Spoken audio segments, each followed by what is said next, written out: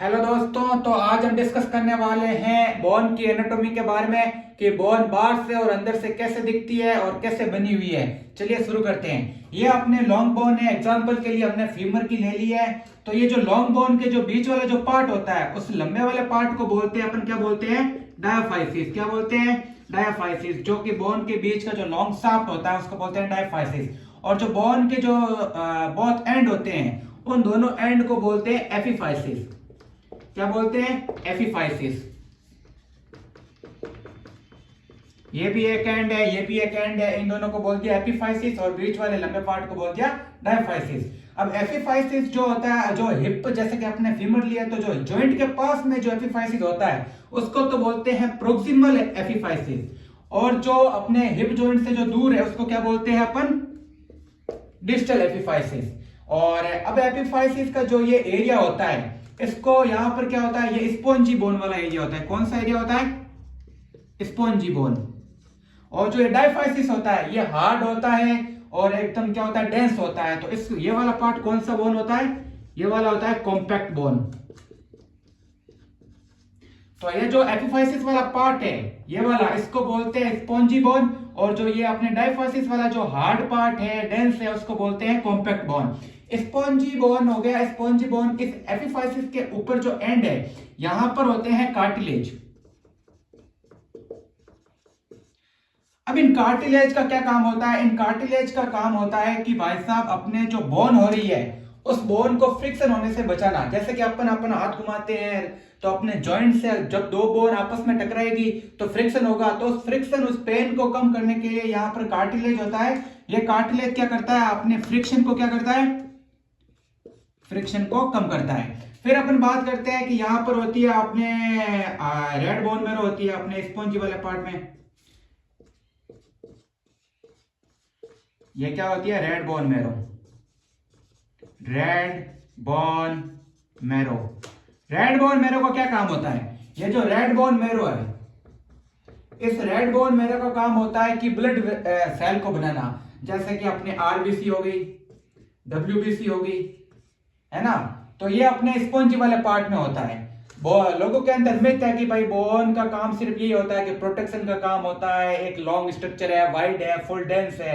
नहीं, लेकिन बोन के अंदर अपने नर्व सप्लाई भी होती है, अपने ब्लड वेसल, आर्टरी, वेन सब होती है। इसके अंदर मैरोस होते हैं, कैविटीज होती है।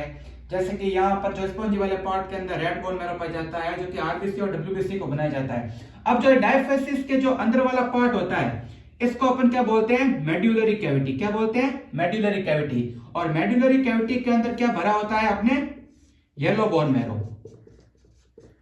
येलो बोन मैरो का सिर्फ एक ही काम है कि भाई साहब ये अपने फैट को स्टोर करता है। क्या करता है? फैट को स्टोर करता है। और जो ये अपने बोन है इसकी जो बाहर वाली जो कवरिंग होती है उसको तो अपन क्या बोलते हैं? पेरिओस्टियम। क्या बोलते हैं? पेरिओस्टियम। पेरी का मतलब होता है बाहर, ओस्टियम होता है, पेरी का मतलब कि अराउंड, यानी कि ओस्टियम के अराउंड वाली कवरिंग को बोलते हैं पेरिओस्टियम। और अंदर वाले को क्या बोलते हैं? एंडोस्टियम।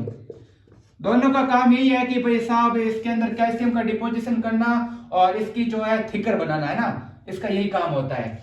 अब यहां पर क्या होता है कि जो ये स्पॉन्जी वाला पार्ट होता है यहां पर बीच बीच में स्पेस होता है। ये आपको स्पेस दिख रहा होगा, ये स्पेस दिख रहा होगा। इसको अपन बोलते हैं एपिफाइजियल प्लेट। क्या बोलते हैं? एपिफाइजियल प्लेट। एपिफाइजियल प्लेट का काम होता है कि भाई अपन बचपन में होते हैं तो वो एपिफाइजियल स्पेस प्लेट होता है, इसके अंदर अपने बोन को जगह मिलती है लॉन्ग ग्रोथ करने के लिए। तो ये वो एरिया होता है जिसके अंदर से जो बोन होती है लंबी होती है, ग्रोथ करती है। वो कहां से होती है? एपिफाइजियल प्लेट से होती है। और ये थी हमारी बोन की बेसिक एनाटॉमी।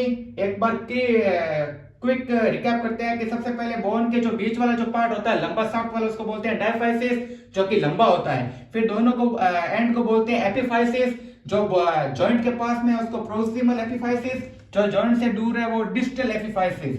और इनके ऊपर यहाँ पर पाए जाते हैं कार्टिलेज, यहाँ पर भी पाए जाते हैं ये कार्टिलेज।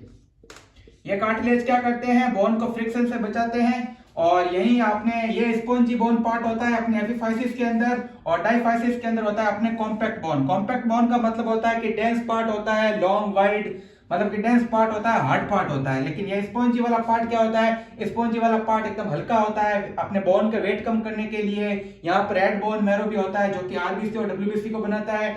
और डायफाइसिस के अंदर होता है येलो बोन मैरो, जिसका एक ही काम है फैट को स्टोर करना।